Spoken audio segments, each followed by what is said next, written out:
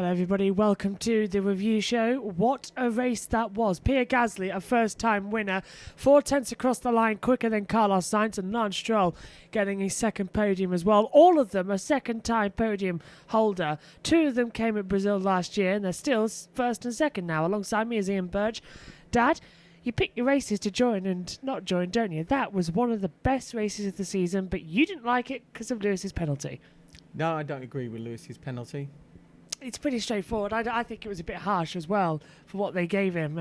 10-second stop-go penalty. How does the driver know? No, the pit lane was clearly Only open the to team him. and that was one of them back at base. We had to find it on page 4 of the timing screen. We had to scroll through I it on suddenly here. thought, why aren't they coming in? Yeah. Is that pit lane closed? Yeah, you and we you looked, predicted and it. it was. It's a bit of a situation where it was 10 seconds. That's all it was. 10 seconds from the safety car being deployed to Hamilton coming in, and that time the pit lane was closed, but it wasn't enough time for anyone to see it. So there's lights on the left-hand side. I thought they were for the track. I thought they said safety car from what I saw. Yeah. I never saw that they said a red Lewis X or admitted anything. it. Yeah, Lewis admitted that it was his fault. He wanted to come in. I just think he wanted to get rid of it. Yeah. Get rid of the controversy, because I don't think he was guilty. No. And why would he run to the stewards on his, bike to his stewards on his little push bike? Under the red flag, yeah. Scooter. The scooter, yeah. He was very annoyed with it, and it hit that promoted everyone, because already Mercedes weren't having a good day with Valtteri Bottas. Let's go right back to the start of the race. Bottas, when the lights went out, Had a failure. yeah, on the rears, and It was the when he released the clutch, the start procedure wasn't working properly. yeah, and he just span up the rear wheels, and then great launch from the two McLarens. Gasly was another one who got caught up. It was a good start for everybody but him. Yeah, Bottas was the only bad starter. Sainz got away brilliantly. He got through into Hamilton. Then Norris took Hamilton and Bottas further up as well. But the bad start was sort of Alexander Albon running across the grass at the Rettifilio, got contact with the eventual race winner, Pierre Gasly. Bit of a argy-bargy. But then Albon on the following lap got a 5-second penalty for forcing Grosjean off the track. Now, that was harsh in my That's good, opinion. isn't it? Yeah. It's a 5-second penalty for forcing Grosjean off the track. Yeah. It's usually the other way round. I thought that was a bit harsh in my opinion, because it was Albon was coming on the racing line. Grosjean was the one who launched it down the back. How are you supposed to tell in that situation? Well, that's two drivers who at the moment can't judge braking distances, so it was always an accident waiting to happen. The safety car then came out lap 22, and that created all the pit stop drama. Is that where Gasly went in before? Gasly stopped before the pit lane. Yeah, he came in after that, and he got and then that went on second to the hards for the rest of the race. Yes, and got that Brilliant tyre. move. Yeah. Didn't know how good it was at the time, did he? No. But even we didn't. Nobody did. Yeah, we thought, You know, he was just pitted earlier. And then, in the end, Drama. it won him the race. So safety car comes out because they can't get Magnussen's car behind the Armco barrier because there's a table there, and it was too small anyway, so they had to push it into the pit lane. Safety car comes out, they close the pit lane, Hamilton gets called out by it, but as does Antonio Giovinazzi. Giovinazzi's did it a lap later, and we all agreed that one's a penalty. Lewis did it within 10 seconds. I disagreed with that as well, because of the fact that even though it was a lap later, right, there was still no warning sign at the start of the pit lane. I mean, seasoned drivers all said that. Jensen said it, Martin Brundle said it, everybody said it. Yeah. Why is there no... There was a yellow flag where they were pushing the car on the grass. There was a yellow flag being waved. Single yellow, not double. Yeah. At the start of the pit lane, there was a single yellow flag being raised, not a double. There was nothing to suggest that was, Usually there's a red flag at the end of the pit lane or a light. Yeah. That's what millions and billions have been spent by these 20 drivers and their teams, right, to perform that race, right, and they can't find one red light for the start of the pit lane. It's silly. They've got to change that going forward. They used to have one. They did. They used to have one because do you remember Canada 2008? That's how we knew that Massa and Fischer-Keller got black flagged. Because of the red light. Yeah. They were lucky not to get black flagged though. Hamilton and Giovinazzi. It isn't the rules. Oh. So it was very, very lucky. Bad enough what they did. Do you think that the stewards have got it in for certain people? Possibly. I It's think, not unlikely. If you drive a silver car that's now black Yeah. with a little red star, even Giovinazzi and Grosjean Yeah, they're a bit... always pulled up. Magnussen. Yeah. I mean, I know they're naughty boys, Magnussen and Grosjean. It seems like they've got a but it familiarity seems like with it, yeah. Haas are first on their hit list. Yeah. So afterwards, the safety car comes in, but the pit lane opens like before, and it's like an IndyCar pit lane. Everyone goes in 2x2. Norris locks up and gets... Well, there's a problem as well, because when they all went in 2x2, right, you got cars waiting for their other car to be changed, the wheels changed on them, and they're stood there in the area that the mechanics of the team behind them were. Yeah, it was a bit silly. It was a very dangerous situation. It was dangerous. But then the safety car comes in, good restart, but Charles Leclerc then loses brake failure and gets a little bit of AstroTurf. We had a little inkling into the wall. that there was something wrong with the brakes. Because I personally said, no, surely, because brakes don't usually do that. Yeah. Right? We knew that because Vettel. Different cars. Yeah. But two different cars, Vettel had gone out with a brake failure. After locking up. And then Leclerc, the Halo. The Halo saved him from getting hit in the face by a tyre. Because that was very similar to Bertie's accident. And Fisichella's, where Fisichella was so buried. They had to stop. They had to stop the race and dig him out. They had to stop the race again here. So we got our first red flag since 2017. It doesn't seem that long, though. It doesn't seem that long since the stoppage. But Megan's 3 not years here this weekend. She's not in the commentary box. So I texted during the race. Do you remember the red flag? I said, all I put was red flag. And she put, seriously, for the first time in 3 years, eyes up emoji. She misses one race. I don't know what that means. Yeah. And that means sarcastic. Oh my God, I can't believe this has happened. Oh, really? Yeah. She misses one race and the red flag comes out. 59-15. We had. She's 15, my daughter. We had to cover 40 minutes under that red flag. Yeah. But lucky that the marshals didn't get killed as well going forward because of what we saw when the car was finally pulled out of the tyre barrier. It was, of course, the engine's at the back, so it's back heavy. That was the most dangerous part of the Grand Prix. Yeah. They didn't think about the fact that it's a rear-engined car, so when they pulled it out, the front end, which they were supposed to be holding, was too strong for them and flipped up so fast that they all ran like mad. We were so lucky that then nobody got really seriously hurt there. It was another lucky day as well. It was a big accident. Leclerc was released from the medical centre later on. But that gave us the red flag period. And then for the first time since 2001, we got a standing restart after a red flag. Which you've been looking forward to for years. Charlie Whiting reintroduced that in 2018. Yeah, and I it's was never like, been done since. I was so it's what MotoGP do quite a lot. It's better for the entertainment. If you will think about it, if it was a normal safety car restart, we wouldn't have seen Gasly's great move. But what it creates is like in the last British touring car race, where there was a red flag and you got a second grid start. It's a separate race. Yeah, it's a two-part race basically. Yeah. But and I think we had that in MotoGP a few weeks ago. Yeah, twice. Separate race. Twice, yeah. It's two different races, but it was strange because it was restarted on lap 28. Because so the first race is really a qualifying for the second race. Yeah, because that gave us the grid slots. But what a second part of the race we got. Oh, yeah, it was great. Because we had Hamilton serving his penalty. Giovinazzi then served his penalty. And then it left Gasly, Stroll and Sainz. Showed them. Yeah. Right? They tried to make sure that Lewis didn't get any points so that Valtteri would finish with points, and then the FIA thought that would make it better for the Mugello race. Yeah. But Lewis had other ideas, and Lewis did fantastic, as Lewis always does. 38 seconds back, finished in the top 10. Yeah. That is just impressive. Yeah. What did he finish? 6th, 7th? 8th, I think, off the top of my head. I think it's 7th. Give me a second. I have got the results here. It's a good day for the Brits. You're right, 7th. Well done. 7th, and 7th. Lando was there. Norris did better than I thought he did in 4th place, but I was disappointed he didn't get the podium. Oh, yeah. Well, it'll come. But he's already had one. In Austria. And you know, he's driving like he's a natural.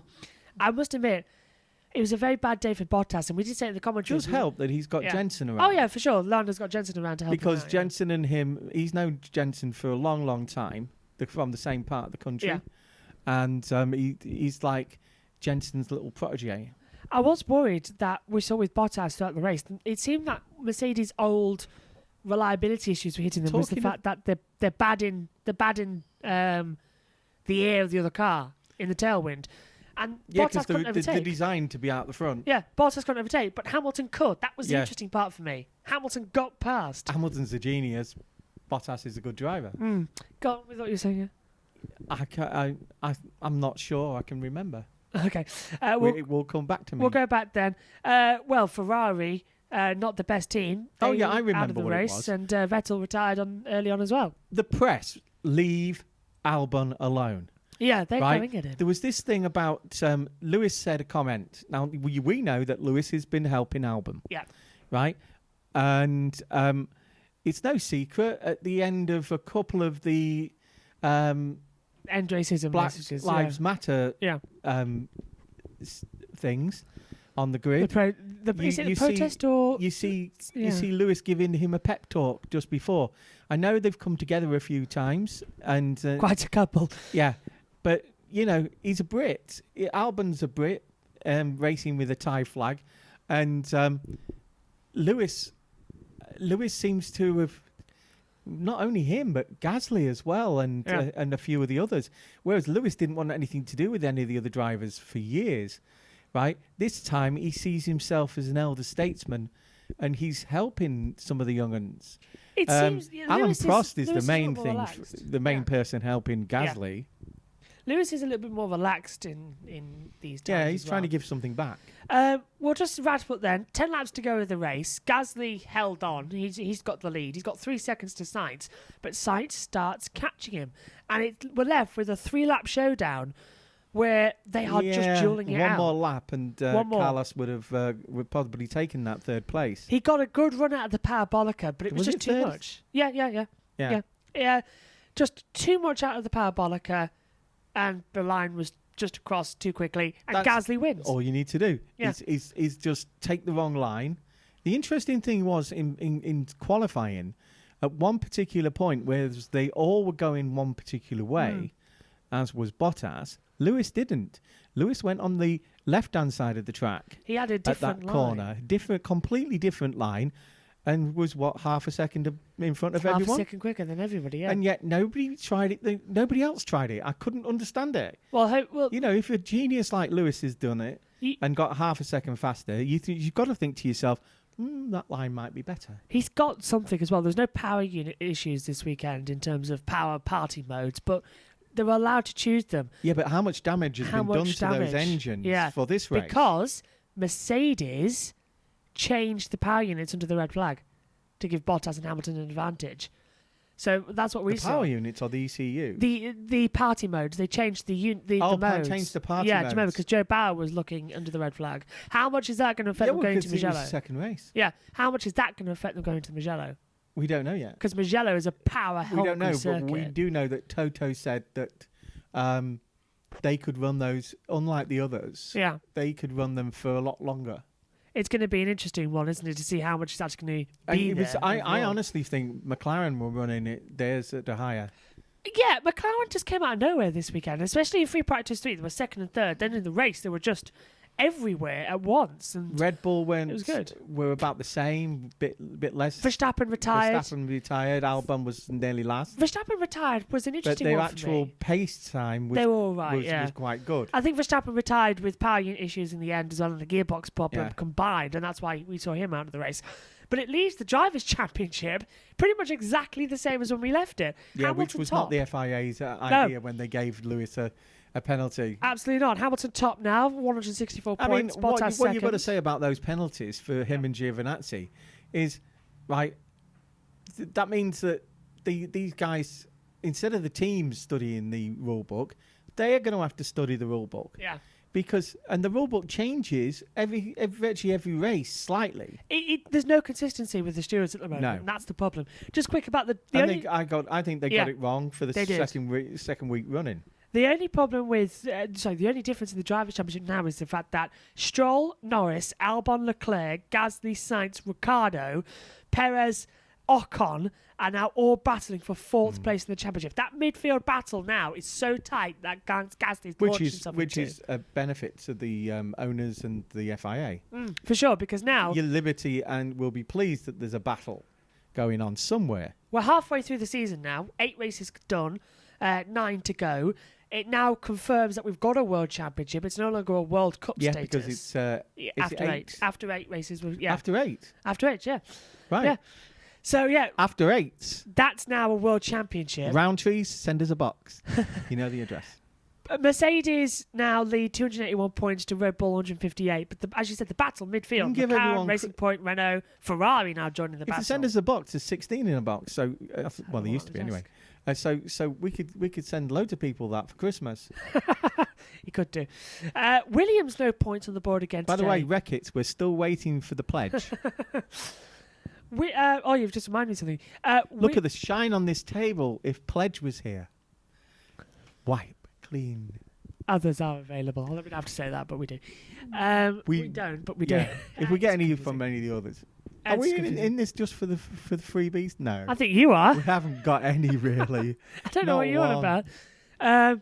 I tell you what, no one's sponsoring my Nobody shirts. even gives us a smile. No one's even sponsoring my Although shirts at the moment. the lady who just went past smiled at us, I've got my back to them. pushing a baby. Williams at the moment then, no points on the board still, but 11th for Latifi and Russell 14th for Williams' last race as a family-owned team. That was actually a perfect result. Claire got to wave the cars out to the garage. And fire Latifi up. And the back of the car, yeah, she did, didn't she? Yeah, she let George out. She was in tears at the end of the race, I don't blame her. which for someone as strong as that lady to cry just proves everyone can cry. It was a fantastic weekend all round. The Italian Grand Prix definitely delivering You don't be more. a Formula One. The guy from McLaren's replaced her. Yeah, that was the thing, isn't it? I can't remember Robert the name. somebody, is it? Robert somebody was replaced as He just came from McLaren in March. Yeah, so he was on gardening leave, Right? wasn't he? He's the new team principal. Acting, But anyway. 7 years as team principal, it's a tough job, especially when you're struggling like they have in the last 3 years. It's going to be a very odd one, isn't it? Well, she deserves the time off, and she deserves the time with her family. Absolutely. And the whole family has done so much for Formula One and made so many. So many drivers were saying, "Look, thank you to Frank and to Claire because of the fact that we wouldn't have." And it goes all the way down to everybody in the factory. Yeah. Without Frank and Claire and a brother, because a brother is on the other side. He's on the business side. He was also still goes leaving. to Grand Yeah, he's Prix, going. doesn't he? Yeah, but he's leaving that role. But all Oh the no, women's all out, the family's leaving. It's Yeah. a very bizarre situation. But yeah, So it's going to bizarre. be weird. It's going to be weird. So bizarre. Right, we'll go on then to what happened. What happened next? I don't know. What happens next is we're in Mugello, double header in Italy. Oh but, yeah, we got to Mugello. Yeah, That's interesting. He's really good. That's another point as well. Thank you for reminding. It could That be was one my of point 8 was. Yeah. different MotoGP riders at MotoGP 2 and 3, because everybody from Valentino's area seems to talk like him. We've got. You know what I mean? Here's the thing: we've got fans at Mugello for the first time this year, and we've also got fans at San Marino in Misano. But this is the first time Formula One and MotoGP are going head to head in the same country. Yeah, they're in Italy as well, aren't they? Yeah, for double headers. Yeah, That's going to be an interesting one. They're at Misano. We're at Mugello. Misano. Yeah, Mugello. but this is interesting. Misano is where isn't Misano? Misano's Rossi's. Where Rossi comes from. They're there for the San Marino He's got Grand Prix. the ranch. Yeah. And this ranch is a bit like Carlos Sainz's father's place, and it's got its own little racetrack. I'm interested as well, just quickly. We've both watched Mugello races in MotoGP. I've commentated on a couple. It's a demanding circuit on a bike. In a car, it's going to be insane. Well, it's tight and twisty. And that long start-finish straight is going to be prime for DRS.